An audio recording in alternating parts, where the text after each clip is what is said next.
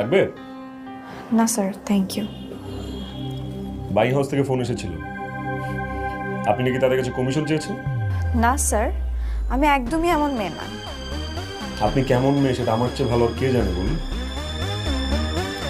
Sir দেখেন, আমাদের মধ্যে এমন একটা ইনসিডেন্ট হয়েছে যে ফার্স্ট থেকে আমার সম্পর্কে আপনার একটা নেগেটিভ ধারণা, তাই আপনি আমাকে ভুল বুঝতেছেন। ব্যাপারটা একদমই এমন না।